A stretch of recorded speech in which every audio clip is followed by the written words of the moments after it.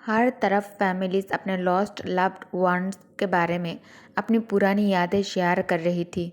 जो लोग अपने क्लोज लोगों को हमेशा के लिए खो चुके थे, उनके लिए ये वक्त और भी ज़्यादा हैवी था।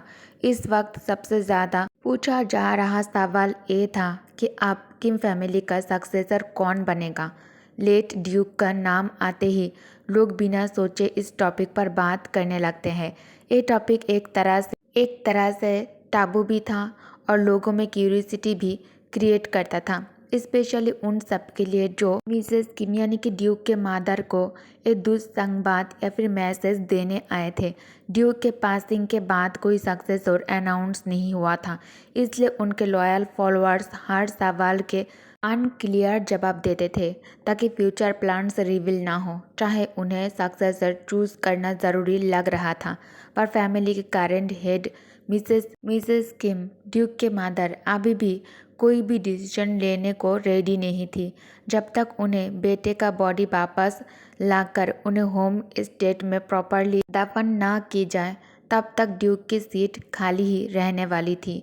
कई लोग कह रहे थे कि सक्सेसर के लिए डिसीजन डिले नहीं करना चाहिए। कुछ लोग कह रहे थे कि अगर ड्यूक ने लेडी आयु से पिछले साल शादी कर ली होती तो शायद आज एक ट्रेजेडी नहीं होती, लेकिन शादी से गारंटी नहीं होती कि लेडी आयु एक बेटा ही पाएंगी। पर फिर भी उनकी फैमिली इतनी प्रेस्टिजियस है कि लोग बात को समझ लेते हैं। सब लोग अपने अपने ओपिनियन दे रहे थे। कुछ लोग एग्री कर रहे थे, कुछ लोग डिसएग्री कर रहे थे। कुछ लोग ये भी बोल रहे थे कि अगर आयु की शादी जल्दी हो गई होती और ड्यूक वार में चले गए होते तो आयु अब विडो होती, विधवा होती। किसी ने पूछा, आयु कैसी है? मैंने सुना है वो जल्दी ही नई एंगेजमेंट करने वाली है। दूसरे ने जवाब दिया, ऑलरेडी। पर हाँ, जब किम फैमिली के साथ उनका एंगेजमेंट कैंसिल हो चुका है तो डिले करने का कोई रीज़न नहीं बनता, बचता ही नहीं।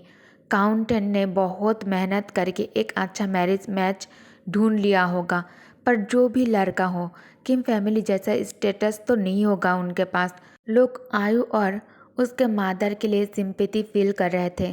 तभी अचानक दूसरी तरफ से लाउड चीयर्स सुनाई देने लगी, क्योंकि उनके लॉस्ट हस्बैंड्स, सन्स और लवर्स फाइनली अपने घर वापस आ रहे थे। पार्क इस वक्त बिल्कुल सुनसान और खाली लग रहा था, क्योंकि पूरी सिटी के लोग वापस आई आर्मी को वेलकम करने गए थे। इसी वजह से जोंगकुक आज ज़्यादा आराम से वॉक कर पा रहा था। उसके हल्के कदमों की आवाज़, स्ट्रोलर के व्हील्स की हल्की सी रोलिंग साउंड और पेड़ों की पत्तियों की हवा से हिलने की आवाज़, सब मिलाकर एक मधुर सी म्यूजिक जैसी लग रही थी। जब जोंगकुक ड्रेस से गिरी स्ट्रीट से आगे बढ़ी, जोंगकुक स्ट्रोलर की शेड को थोड़ा ऊपर उठाकर अपने सोए हुए बेबी को देखता है, जो बच्चा पैदा होने पर छोटा और कमज़ोर था, अब बिल्कुल ठीक और हेल्दी बढ़ रहा था। हेल्दी बन गया था। जितना ज़्यादा जोंगकुक उसके लिए परेशान था, सब कुछ पीछे छूट चुका था। वो बच्चा बहुत खुश नसीब था, ना कभी बीमार पड़ा और ना ही कभी ज़िद्दी हुआ, एकदम शांत और प्यारा। जोंगकुक आगे बढ़ता गया और जानबूझकर जोंगकुक जाने के लिए लंबा वाला रास्ते को चुना। वो आर्मी के वापस आने का सीन देखने की हिम्मत नहीं कर पा रहा था। दिल के किसी कोने में अभी भी वो ये बात मानने को तैयार नहीं था कि ड्यूक किम तयंग अब कभी वापस नहीं आएगा। वेदर कितना अच्छा है ना आज? वो धीरे से अपने सोए हुए बेटे से बोल रहा था। उसकी सांसों की हल्की सी गर्मी बेबी के नरम बालों को छू कर गया। मम्मा को समर पसंद है। तुम्हें कौन सा सीज़न पसंद आएगा बेबी? शायद तुम्हें अभी ऑटमन का पता भी नहीं है। और वो हल्की सी हंसी के साथ ये सब कुछ बोल रहा था, लेकिन उसके होठों की मुस्कान धीरे धीरे दुख में बदलने लगता है।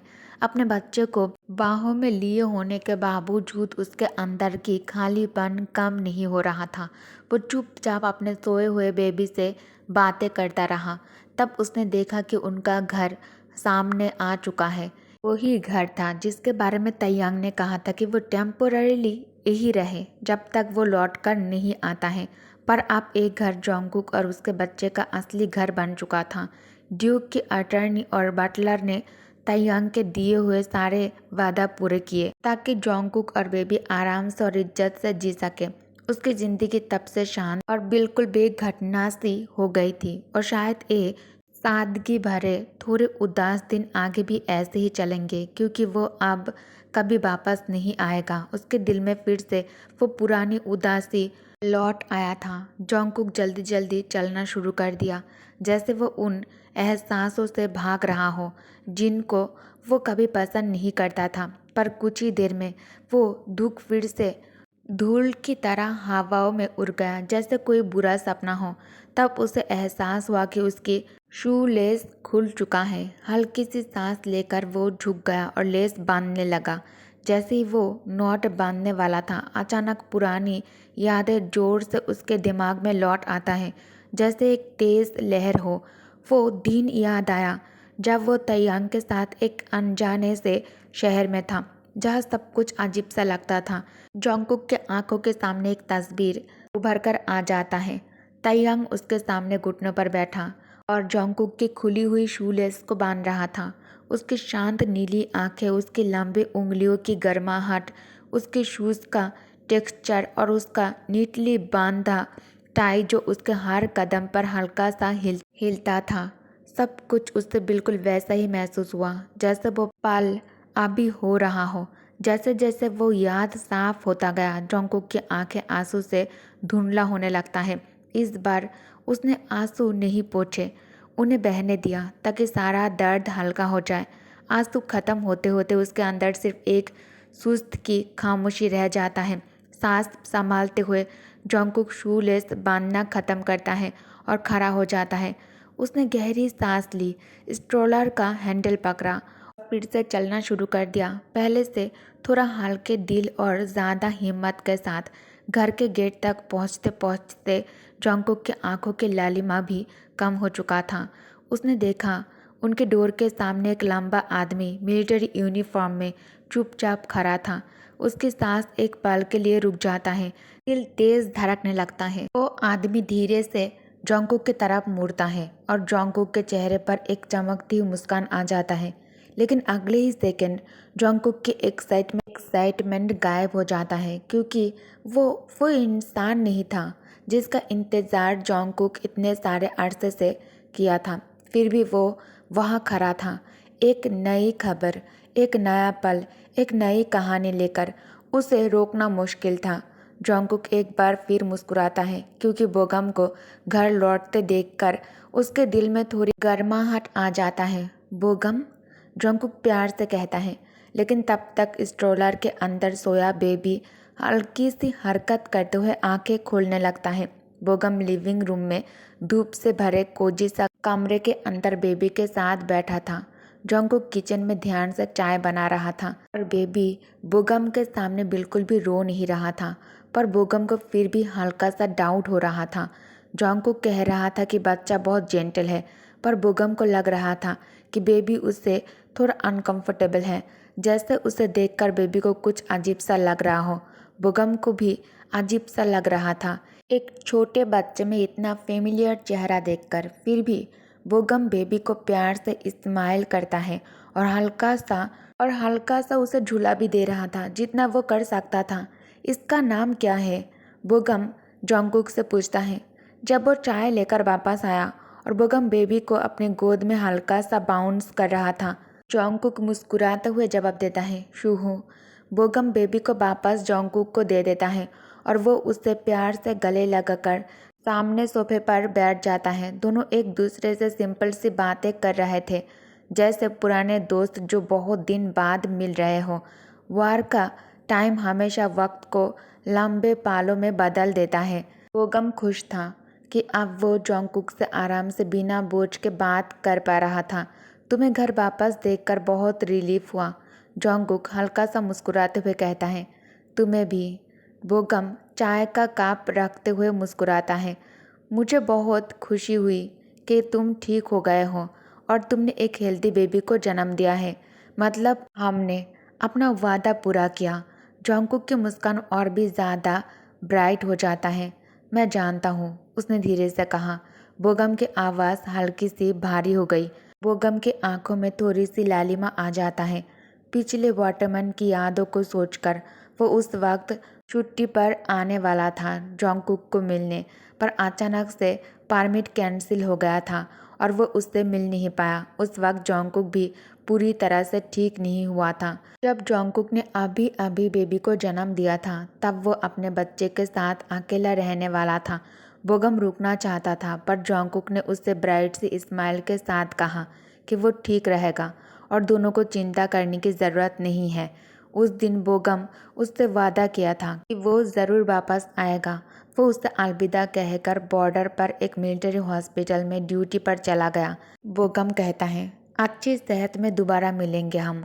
और जैसे ही उसने जोंगकुक का हाथ पकड़ा, बोगम अपने इमोशंस रोक नहीं पाता। उसकी आंखों में आंसू आ गए। जोंगकुक उसे शांत किया जब तक उसके आंसू रुक नहीं गए। उसने बोगम को कहा, लगेज स्ट्रांगली पकड़ो और हिम्मत रखना। बोगम जानता था कि जोंगकुक खुद भी अंदर से टूटा हुआ था, पर उसने ऐसा दिखाया जैसे वो पूरी तरह से ठीक हो। यही उनका अलविदा था। क्या किम फैमिली के डचेस को सूहू के बारे में पता है? बोगम ने पूछा जब वो बेबी को जोंगकुक के गोद में हंसते और खेलते देख रहा था। जोंगकुक सिर हिलाकर कहता है, नहीं, क्या तुम अकेले ही बेबी को संभाल पाओगे कुकी? बोगम ने परेशानी से पूछा, मैं वेट करूँगा जब तक वो वापस नहीं आ जाता। जोंगकुक ने फार्म वॉइस में जवाब दिया। बोगम थोड़ा हिचकिचा जाता है पर कुछ बोल नहीं वाला था कि उसने मुझे वादा किया था। जोंगकुक ने तुरंत बोल दिया जैसे किसी ने उसके दिल को छू दिया हो। उसने बेबी के सर पर हाथ रखा हल्की सी हंसी के साथ। वो आएगा मुझे पता है, तो मैं वेट करूँगा उसके लिए। जोंगकुक, इतना कहकर बोगम रुक जाता है क्योंकि जोंगकुक की आंखें आंसू से भरने लगा था। मुझे पता है बोगम, जोंगकुक ने हल्का सा आंसू भरे स्माइल देते हुए कहा, पर फिर भी मैं वेट करना चाहता हूँ उसके लिए। मुझे लगता था अगर मैं इंतज़ार करूँ तो वो ज़रूर आएगा। शायद ये प्रैक्टिकल नहीं है पर मैं फिर भी वेट करूँगा उसके लिए। बोगम ने जोंगकुक को देखा। उसके चेहरे पर एक एहसास था जो वर्ड्स में डिस्क्राइब नहीं हो सकता। वो खुद बैटलफील्ड तक गया था। उसने उस जगह को अपनी आंखों से देखा था जहाँ ड्यूक को आखिरी बार देखा गया। वो दीवारें मिट्टी में बदल चुकी थी। हवा में एक पुराने मकाम जैसी स्मेल थी। दोस्त और दुश्मन सब बिखरे पड़े थे। ऐसे सीन में कोई भी मुश्किल से बचता, पर बोगम हॉस्पिटल में था, क्रिटिकल पेशेंट्स को शिफ्ट कर रहा था, इसलिए वो सेफ रहा। उसके पास जोंगकुक को कहने को बहुत कुछ था, पर उसने चुप रहना ही सही समझा। बातें बदल गई और दोनों फिर से डेली ज़िंदगी की नॉर्मल टॉपिक्स पर बात करने लगता है। लेकिन दोनों को पता था अब सब पहले जैसा नहीं हो सकता। वार के बाद सबसे बड़ा काम रिकवरी था और सबसे ज़्यादा टाइम जोंगकुक को चाहिए था। बोगम पलक झपकते ही उठकर कहता है, मुझे अब चलना होगा, मेरा ट्रेन का टाइम हो गया है। तुम वापस चार्ल्सबर्ग जा रहे हो? जोंगकुक पूछता है। हाँ, मैं कुछ टाइम अपने पेरेंट्स के साथ रहूँगा, फिर स्कूल जाऊँगा। टेक केयर बोगम, जोंगकुक ने कहा। तुम भी, बोगम ने मुस्कुरा कर कहा। फिर उसने बेबी के पास झुककर कहा, सूहू, तुम भी अपना ध्यान रखना। डोर तक छोड़ते हुए बोगम ने पहली बार खुद अपना हाथ बढ़ाया, बिल्कुल उस दिन की तरह जब उसने एक अजनबी लड़का का हाथ पकड़ा था आर्विश के रोज़ गार्डन में। गर्मियों की महक से भरा हुआ वो दिन था। अब सच में गुड बाय का वक्त आ गया था।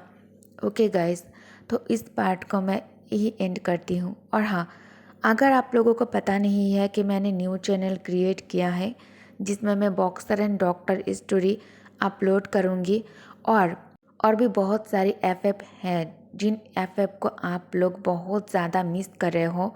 रोमांटिक एफएफ सारे के सारे मैं उस चैनल पर अपलोड करूँगी। लेकिन इससे पहले आप लोग प्लीज़ ज्वाइन हो जाओ, ठीक है? 1 के सब्सक्राइब कंप्लीट हो जाए, उसके बाद मैं एक के बाद एक स्टोरी उस पर अपलोड करती जाऊंगी। और चैनल लिंक अगर आप पूछो तो इस चैनल की कम्युनिटी पोस्ट पर आपको चैनल लिंक मिल जाएंगे। ओके, वहाँ से चैनल सब्सक्राइब कर लेना, ठीक है? Thank you for watching, bye bye.